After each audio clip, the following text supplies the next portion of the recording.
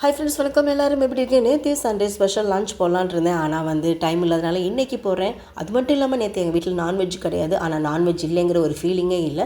அந்த டேஸ்ட்டில் அம்மா சமையல் செஞ்சுருந்தாங்க. என்னென்னு பார்த்திங்கன்னா, பாலக்கீரை உருளைக்கிழங்கு குருமா. அப்படியே நான்வெஜ் சாப்பிட்ட ஃபீலிங் தான். சிக்கன் மட்டன் இல்லையேங்கிற ஒரு ஃபீலிங்கே இல்லாமல் இருந்துச்சு. அவ்வளோ ஒரு டேஸ்ட்டாக நான்வெஜ் ஸ்டைலில் வச்சுருந்தாங்க. இதுக்கு சைட் டிஷ் என்னன்னு பார்த்திங்கன்னா, காலிஃப்ளவரும் முட்டை பொரியலுமே செம்ம டேஸ்ட்டாக இருந்துச்சு. ஸோ என்னடா எல்லாமே கொஞ்சம் கொஞ்சமாக இருக்குதுன்னு நினைக்காதீங்க. நான் வீடியோ எடுக்க கொஞ்சம் லேட் ஆகிடுச்சு. அதுக்கு முன்னாடி எங்கள் வீட்டில் 3 பேர் ரவுண்டு கட்டி சாப்பிட்டுட்டாங்க.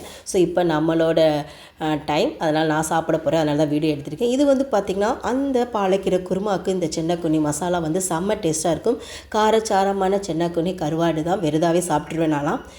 ஃபைனல் டச்சாக ரசம். ஸோ சிம்பிளான ஒரு ரெசிபி தான். ஆனால் மட்டன் சிக்கன் இல்லைங்கிற ஒரு கவலை இல்லை. ஸோ அந்த டேஸ்ட்டுக்கு நான்வெஜ் லெவலுக்கு அம்மா செஞ்சுருந்தாங்க. ஸோ அம்மா கைப்பக்குவம் தான்.